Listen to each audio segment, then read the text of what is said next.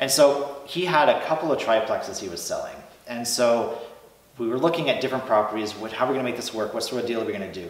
And he found a buyer who was particularly interested in one triplex. And so I was easy to work with. I said, oh, I wanted that one, but no worries, if you have someone else for that, who cares? I'll just take your other triplex instead. And so he was very happy because... What's up YouTube? Jeff Weigel here, and I'm back on the channel with John Kepler. Hopefully you guys have watched the Rolls-Royce video and also the mansion tour video. But in this video, make sure you guys hit the like button and the subscribe button. But we're also gonna be finding all about John here, who he is, how he started to even get these items. Well, thanks for having me. I can give you the long version or the short version, but... Tell us about the beginning stages of John. No properties. How did you even get started? Well, I worked at Wendy's and I hated it. I was miserable. It was the worst. And so I had significant incentive to do anything necessary to get out of Wendy's. So ultimately I got involved in a sales business and I was able to quit my job. Did okay for a little while. But no matter how I pivoted, I went from sales to online marketing, and no matter who my customers were, I just seemed to be on the treadmill. You know, you work on a deal, it works well, and then it dies. You have a customer, and then you give the customer a product or a service package over some period of time, and they pay you until they don't. And so I knew I had to get into real estate. I was able to buy my first house. I house hacked, so I got roommates. And then just as my consulting business was really starting to take a turn for the worse, and as my #1 client was about to run out of money, I bought my first apartment building. And so once you have the property under your belt, once you have that building and you have that monthly cash flow coming in, then it's much easier to collect the cash every month and re-up and buy more property. So what did that property look like, and was that in Owen Sound, or? It was. So after buying the house, the first property that I bought was a mixed-use building. So 6 apartments and 1 retail store. I know that a lot of people start off with smaller properties, maybe duplexes, triplexes, but I was able to come up with terms that worked. We got a vendor take back for a portion of the purchase price, and it was just nice. It was a good bump to get started and enough rent coming in, you know, in month #1 that I was really able to make something of it and roll it over a couple of years after into more property. Did you have any trouble with the commercial parts of the unit? Never did, actually. So that was certainly a risk, and I think like most investors, when you're getting into a new property, you often spend more money than you think, or you run a little thin for the first little while. And so it would have been uncomfortable if I had purchased that building and had immediate trouble with a commercial tenant. But they've been great, we're very happy, and the first one worked out really well. Can you talk about the VTB? Remember the terms of that deal? Yeah, so we needed $120,000 down. This was years ago, things were a little less expensive back then.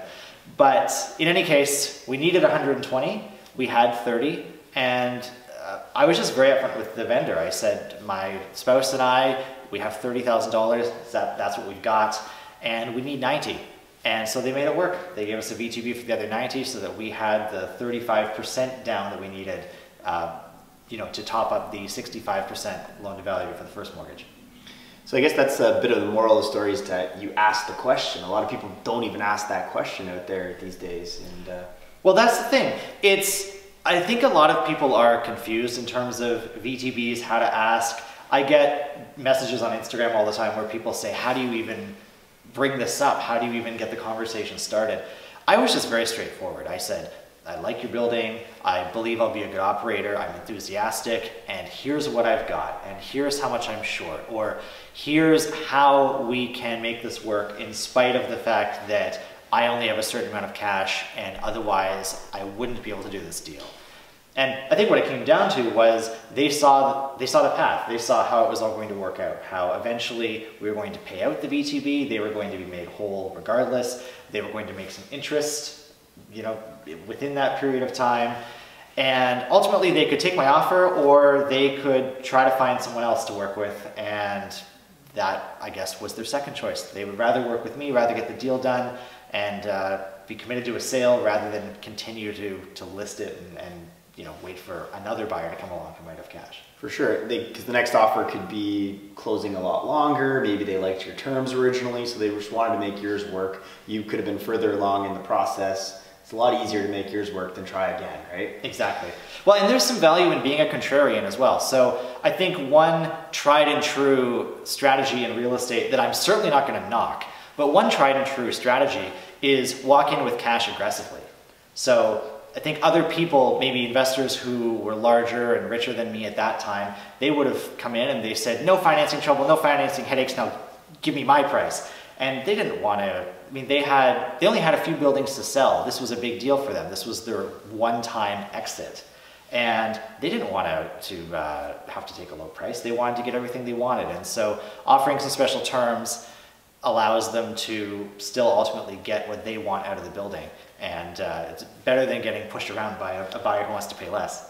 Yeah, I've seen that a lot. People want to pay cash. They think, well, why aren't they taking it? It's cash. Well, they have time maybe. That was their only exit. They have time to risk it with the financing and spend another month on the deal maybe to try to get, could be a lot more money, right? And one thing I didn't realize at the time, I really only consciously realized this later on, was as buyers, we're looking to invest, we're looking to stay in this for the long term, and we kind of have this broad horizon where we know that we're going to do very well.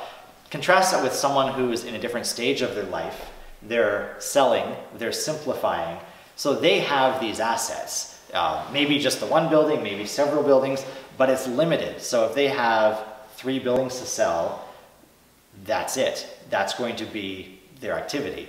So it's extremely important to the vendor that they do as well as possible on every 3. In a certain sense, it's more logical for them to have a scarcity mindset. I know we talk about an abundance mindset versus scarcity, but they only have, let's say, the 3 buildings to sell. They must maximize the 3. They have no other play, no plan B. So if you're able to talk to them about a vendor take back and how they can maximize their exit, then that's in line with their goals. I think if you guys want tips, it's these older landlords that do need to exit. That's where the VTBs come in all the time, because they may want a high purchase price where the cash buyer wants to take them down a bit.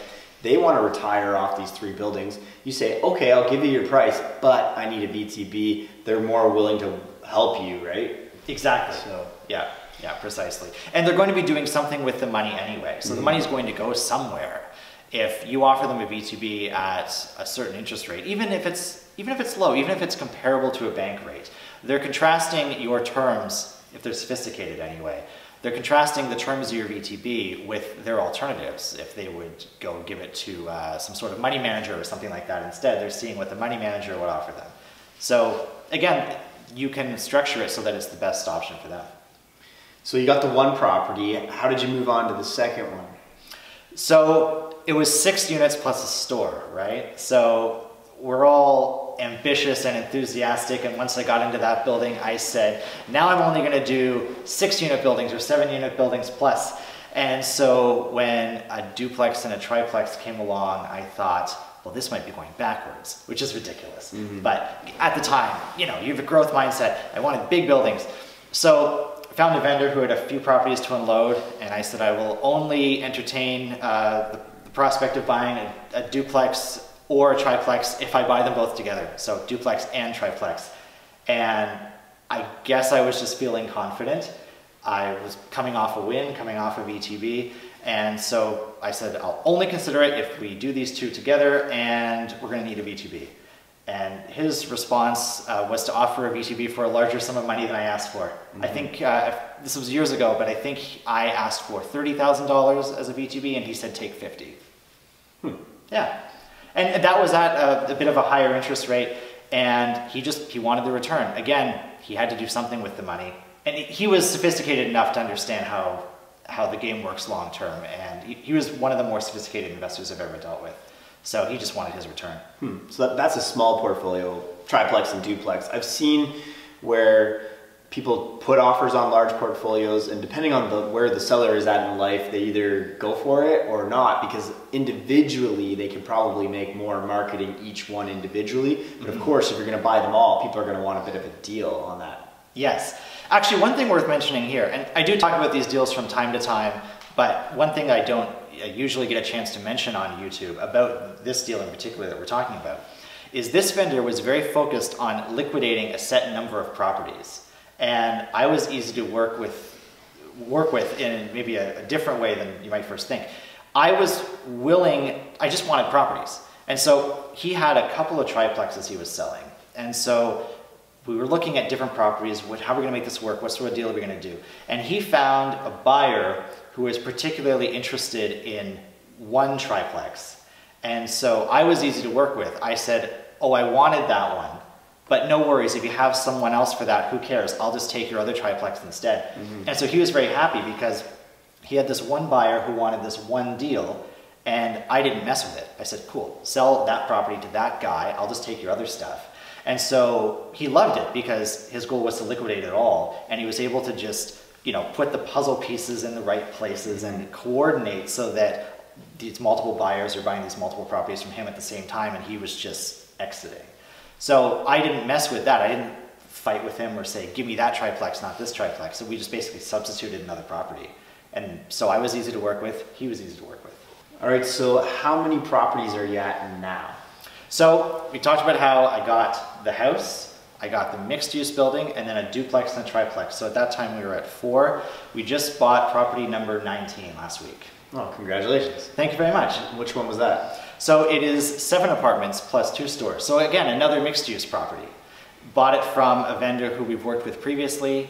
And it's these relationships, right? People who are, again, deciding to cash out, deciding that they want a more relaxed life, maybe retirement. And it was a relationship that I've been working on for a long time, and the time came along and we did the deal. That is so important. A lot of people don't really want to put in the time for the relationships. They want to get all mad on the phone and call the real estate agents and find me these deals, but it's all that behind the scenes stuff that I talk about in the gray, where you find these deals, they know about it, they know that you can close, and sometimes they call you. Right, right. Well, and over time, they've learned that I'm a good operator. So they've watched me grow. I think at the beginning, you know, at one point we started talking and they had some idea about who I was or what I wanted to do. And then they just saw that we were able to keep performing as time went on. So it's just, it doesn't take a lot of time to maintain a relationship once you get it going. And I think that people just get impatient or they don't want to do that. But just get out there, associate with other landlords, and talk to people and let them see your track record, and then it's much easier for them to trust you when there's a deal on the table later. As Jeff mentioned at the beginning of this video, I hope you've taken some time to see the other videos that we've shot recently, including the tour of our mansion and my Rolls-Royce Phantom. But we just took a few minutes right now to talk about how I got started and how we were able to eventually grow into a portfolio that has 19 properties in total. I hope you've enjoyed it. Feel free to comment below. Also, make sure to like this video and subscribe to Jeff Weibo's channel. Awesome, guys, and make sure you guys get over on Instagram and you follow John Kepler. We'll put the description below as well. Thank you, John. Thanks. Bye.